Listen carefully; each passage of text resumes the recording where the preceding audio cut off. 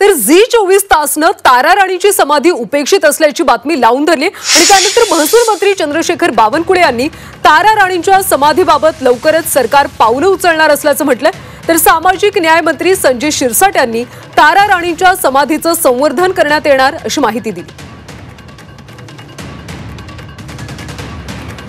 महाराणी तारा राणी यांची समाधी जी आहे ती दुर्लक्षित आहे। सातारा येथे संघबाहुली इथे त्याची समाधी आहे, तिथे दुर्लक्ष आहे। म्हणजे अनेक आता पावलं उचलण्यात येते वेगवेगळ्या समाधी त्या बाबतीतही सरकारकडे विचार झाला पाहिजे आणि तो नक्की करू।